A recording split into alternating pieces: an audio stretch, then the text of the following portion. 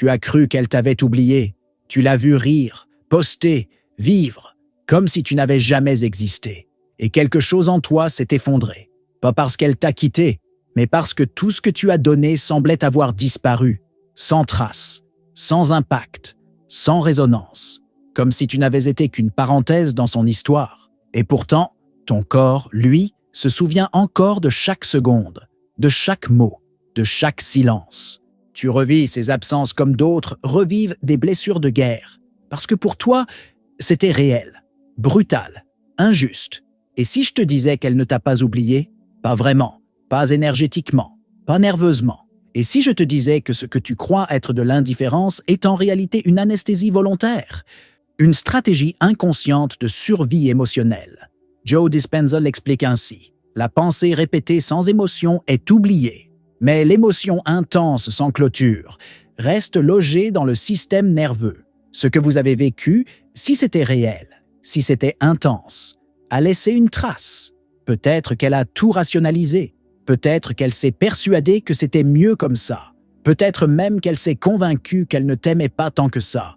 Mais son corps, lui, n'a pas oublié. Son inconscient, lui, n'a pas terminé. Carl Jung disait « Ce que vous refoulez revient toujours sous forme déguisée. » Et c'est exactement ce qu'il se passe.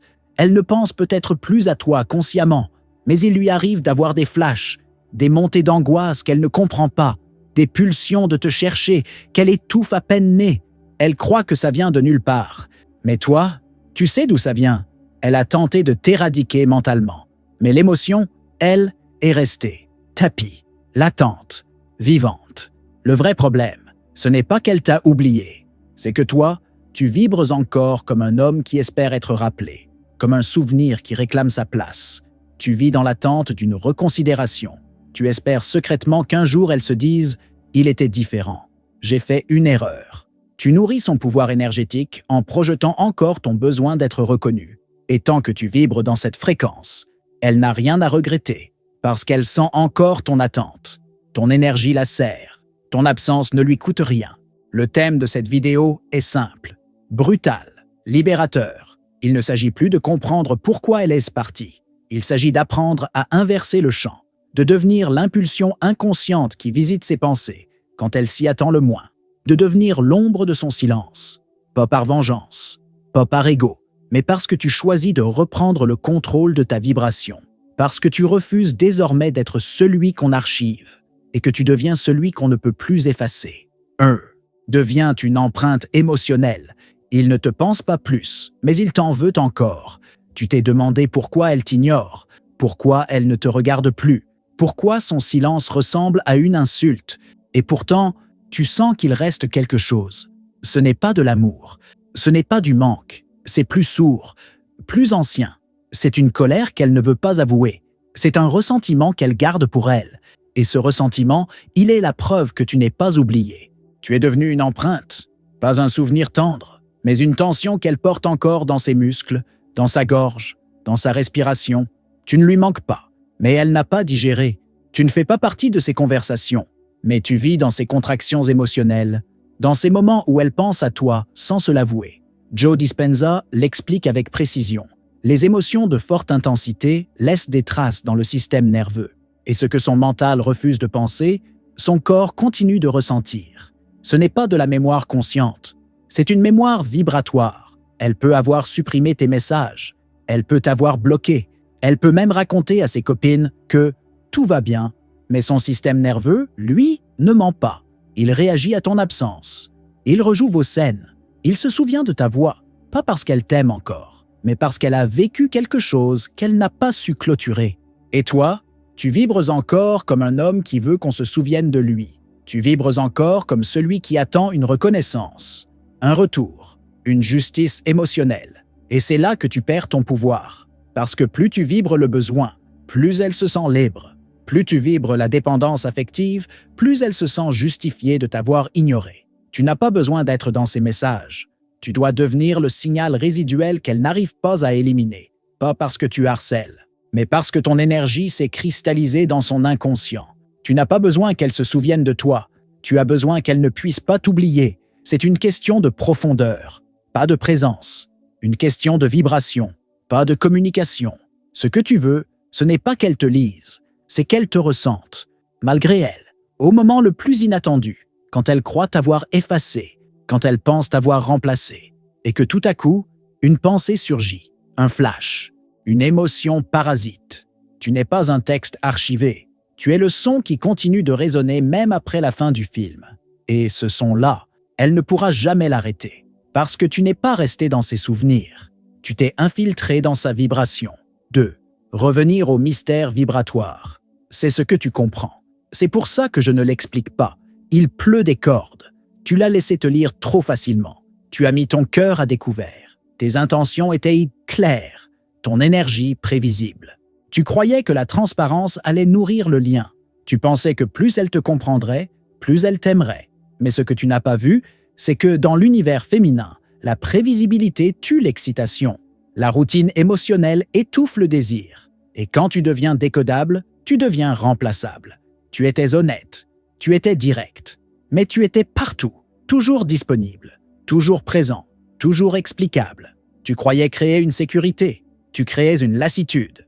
Car l'attraction ne naît pas de la proximité constante, elle naît de l'absence partielle, du mystère, de cette vibration qu'on ne peut pas ranger dans une case.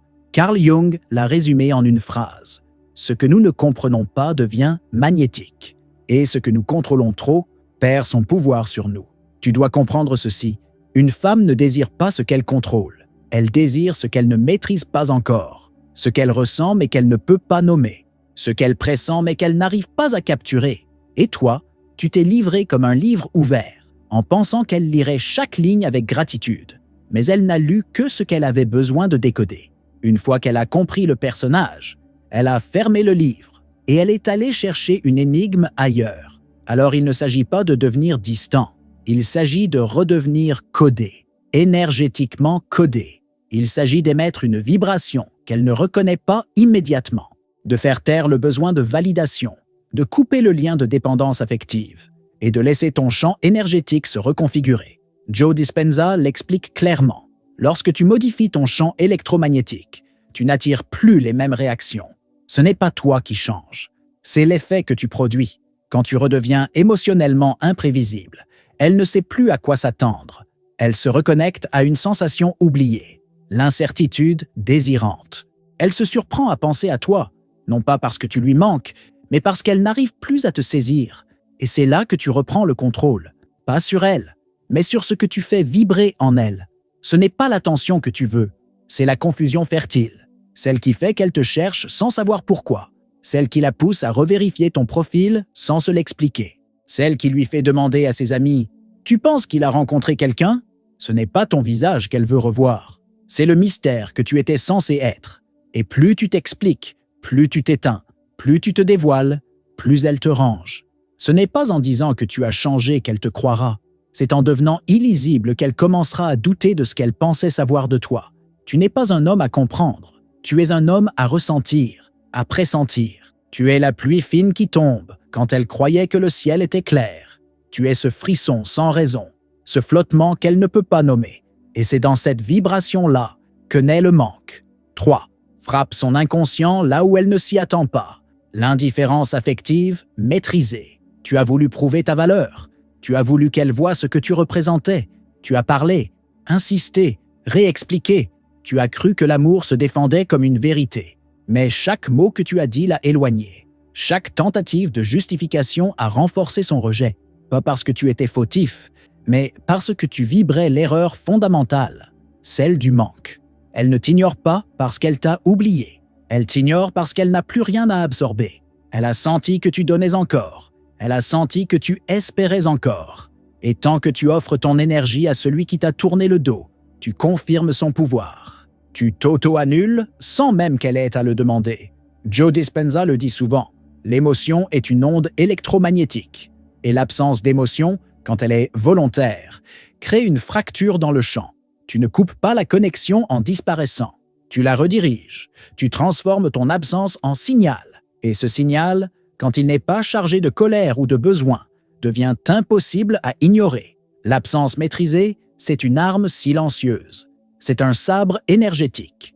Tu ne parles plus d'elle. Tu ne penses plus à elle avec douleur. Tu ne cherches plus à comprendre. Tu retires ton énergie avec une lucidité glacée. Et dans cette absence, elle commence à ressentir. Ce qu'elle croyait acquis disparaît. Ce qu'elle croyait dominer lui échappe. Et là, un vide se crée. Ce vide-là, ce n'est pas une punition. Ce n'est pas une stratégie puérile. C'est un retour à ton axe.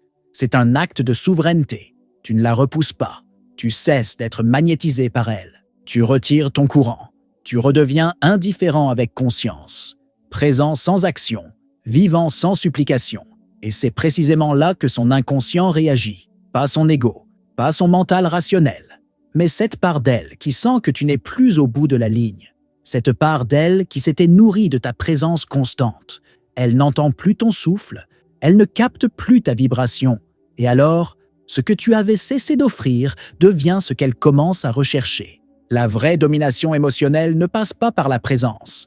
Elle passe par la disparition orientée, par la capacité à te retirer en laissant derrière toi une empreinte. Pas une blessure, une signature, un silence rempli de sens, un vide rempli de tension. Tu ne fais plus d'efforts pour lui montrer ce qu'elle a perdu. Tu vibres comme si elle l'avait déjà compris. Tu marches comme si tu savais qu'elle reviendrait. Tu vis comme si sa réaction ne définissait plus ta valeur. L'homme qui apprend à être une absence avec présence devient une énigme que son inconscient n'arrive plus à résoudre. Une absence qui pique, qui griffe, qui hante, parce qu'il a cessé d'avoir besoin et qu'il a commencé à émettre une vibration que même l'oubli ne peut contenir. 4. Reprogrammez votre mémoire affective. Si jamais vous ressentez du ressentiment envers le changement que vous faites aujourd'hui, tu as été gentil, présent, cohérent, tu as montré ton cœur sans filtre.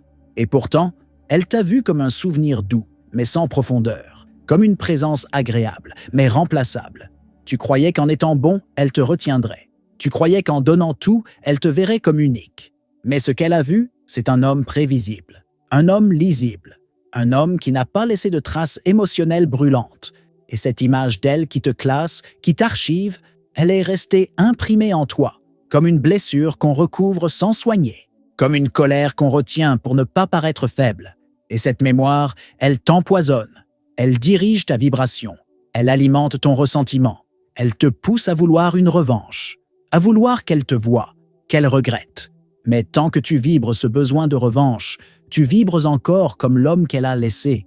Et tant que tu vibres comme l'homme qu'elle a laissé, tu ne peux pas réécrire ton empreinte dans son inconscient. Joe Dispenza l'enseigne clairement. Le cerveau ne fait pas la différence entre ce qui est réel et ce qui est intensément ressenti. Autrement dit, tu peux reprogrammer ta propre mémoire affective. Tu peux redevenir un impact dans son champ, sans jamais la recontacter. Tu peux changer le souvenir qu'elle garde de toi, en changeant ce que tu vibres maintenant. Elle croit te connaître. Elle croit avoir tout vu, mais elle n'a pas rencontré l'homme que tu es en train de devenir. L'homme qui ne cherche plus à expliquer. L'homme qui ne demande plus qu'on le reconnaisse. L'homme qui ne se bat plus pour être entendu. Elle ne connaît pas ton silence ancré. Elle ne connaît pas ta souveraineté. Elle ne connaît pas ta version qui ne l'attend plus. Et c'est cette version-là que tu dois projeter. Pas pour la séduire, pas pour qu'elle revienne, mais parce que c'est la seule version qui laisse une empreinte nouvelle. Une empreinte qui perturbe ses anciennes certitudes. Une empreinte qui l'oblige à réévaluer ce qu'elle croyait acquis. Ne cherche plus le contact émotionnel égal. Ne cherche plus à rétablir l'équilibre avec les mêmes codes qu'avant. Tu dois provoquer une rupture, un choc, une déprogrammation. Et cette déprogrammation commence par toi, par ta façon de penser, par ta façon de marcher, par l'intention que tu poses dans ta présence. Elle ne se souviendra pas de toi à cause d'un message. Elle se souviendra de toi parce qu'un jour, elle croisera ton énergie, dans la rue, dans un souvenir, sur un réseau, et elle ne reconnaîtra pas ce qu'elle voit. Et ce jour-là, elle ressentira quelque chose de nouveau, un trouble, une tension, un regret qu'elle ne saura pas nommer. Tu ne changes pas son passé avec toi. Tu ne l'effaces pas. Tu le superposes. Tu y ajoutes une vibration qu'elle n'avait jamais connue. Une version de toi qu'elle ne pourra plus contrôler, plus décoder. Et c'est cette version-là qu'elle n'oubliera plus. 5. Vous êtes l'absence qui élimine le chaos intérieur. Il y a un moment où tu n'as plus envie de revenir, plus envie de convaincre, plus envie de gagner. Tu veux juste que le calme revienne en toi.